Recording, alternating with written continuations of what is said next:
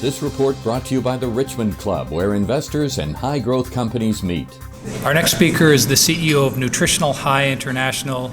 Please welcome Mr. Adam Szweraz. Thanks, Greg. It's a pleasure to be here at the Richmond Club. I've known Greg for I think over 20 years as he was starting out the Richmond Club. I've been been many times at the other side at the eating the lunch rather than listening to the talk. But it's great to finally be on the other side.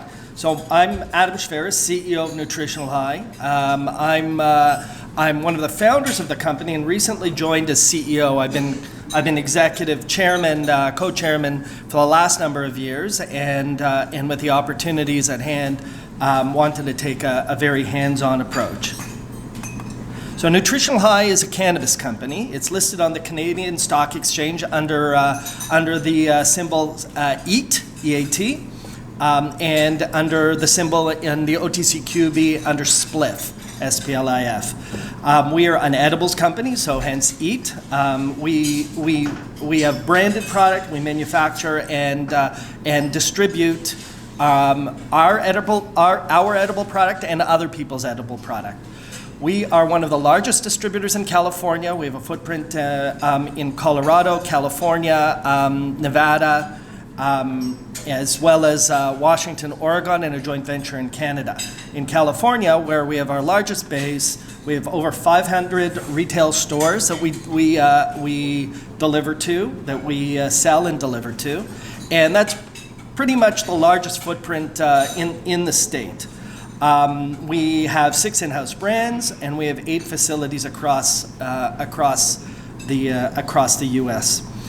We are trailing 12-month sales is $17.7 million, and it's been increasing. So here's our footprint that I touched upon. Colorado is where we started. We have a factory in Colorado where we make, where actually we don't make oils and edibles, but we have a partner that does. We own the facility, and we provided our intellectual property to the license holder there, who makes our branded product. In California, we own the largest distributor, and we're in the process of launching our own manufactured product. In Oregon, the largest distributor, for clarity, of edible products.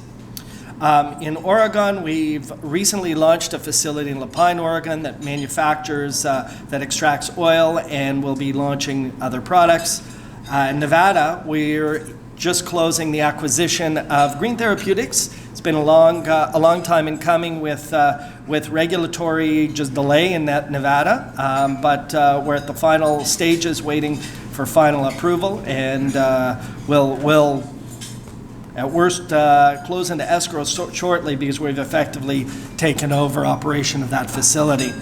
In Washington State, similar to Colorado, we're not allowed to be licensed, but we have a partner that we've been helping to establish a facility, and we'll be launching in short order. In Canada, we have a joint venture with Abamedics. Really, our focus is to create products and distribute those products.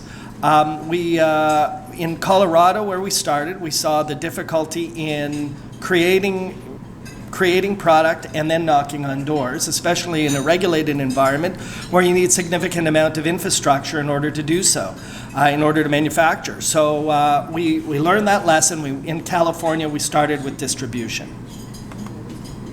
So we have production and extraction, and you can see here we have the relationship with Palo Verde in Colorado. Fly is our branded products. Green Therapeutics is the entity we're acquiring, and then that's our joint venture with Abamedics, which hasn't launched yet, but we're expecting that to move forward in short order. On distribution, that's really the engine of our company at this point. Calyx Brands, when we acquired Calyx, it was a small distributor doing just over $100,000 a month in sales. And now it's ramped up to over $2 million a month in Canadian dollars in sales. And then so here you can see our brand portfolio. We are our own in-house brand Fly, as well as we have a license with the Marley Naturals products. So California is we have a leading footprint in California. As I mentioned, we have over 500 dispensaries we distribute to. We have over 14 dedicated salespeople. And when I say we distribute to 500 dispensaries, I don't mean that we've distributed in the past to 500 dispensaries, and for the last little while we haven't seen a whole bunch. This is with all our numbers are within 90 days. These are the number of dispensaries we're distributing to. Now in California, one thing I want to note is that we built this out of one facility in Oakland. We've just recently launched a second facility in Southern California. So our entire base has been built on really thin infrastructure that we've been working on expanding. So the licensing in California takes a long time. Like Canada, like many other jurisdictions, there have been bottlenecks, regulatory bottlenecks, and we've been lucky enough to find the right facility in Southern California, and recently acquired a footprint in LA County. So that's really going to add to our velocity of business and our ability to service the critical Southern California client market, where we've been distributing to them over the last year or even longer, basically out of Oakland, which is a long drive. So I think we're going to be further ramping up our Southern California penetration, as well as the number of SKUs that are sold. The distribution business is, if you look at the chart here, where it talks about the in-house and third-party brands, and then the top retailers. The most important thing we found about owning the distributor is the ability to garner data and information. So we can glean from the data that we're seeing at the retailer level, the trends, the coming trends, and where the market is going. And for us, that's the most valuable piece of this, and we'll be able to, as we add manufacturing infrastructure in California, we're looking forward to be able to take advantage of that. Now, it's important to note that we're not there to compete with our other important clients on our distribution platform. So we specifically are approaching this in a cooperative way to work with an open distribution platform and ensure, while we have the opportunities at First Mover, everybody who we distribute is an important key client. And we have some really great products there, and we're actually exploring working with many of our clients in other states as well. So on the right, you'll see the branded products. We have a number of these products already on sale in Colorado and some in California. In Colorado, Palo Verde has been making these products under our brands, and with the formulations we've developed. We've brought some of those products to California with white label manufacturing, but of course it's never as good, especially in a nascent industry like cannabis. White labeling manufacturing is just not as reliable. So we've been reluctant to ramp up the production of our products with our brand on it until we have high level of certainty and control over the product mix. Nevada. So we have we entered into an agreement to acquire a company called Green Therapeutics. I think it was last November, and we've been getting knocked in the market for the fact that Green Therapeutics hasn't closed yet, and is there a problem and what's going on? There is no problem, and in fact, we've been working extremely closely with Green Therapeutics. We've been funding funding their growth. And since we entered into the agreement with Green Therapeutics, they've acquired other licenses that we're going to be beneficiaries of. So Green Therapeutics has a grow license. It has a manufacturer license. Both are operating, and they're in over half the dispensaries in Nevada.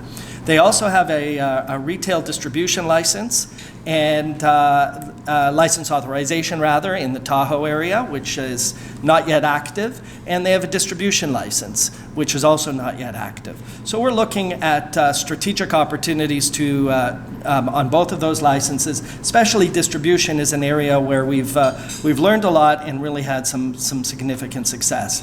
And as the Nevada market matures and you have new dispensaries coming online, distribution will become increasingly important.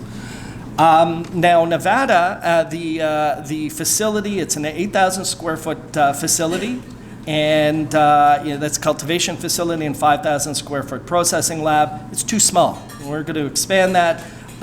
We've had some good revenue growth there, and we're looking forward to finalizing, getting the final regulatory approval to close our transaction. And it's really just the problems in Nevada where things are just like any government, taking time. Colorado has been a great success story. Palo Verde, our partner there, had delays in being able to expand their facility, and recently, and their delays were dealing with regulators. So they've earlier this year, they were able to secure additional licenses and additional authorization to expand the footprint of the facility.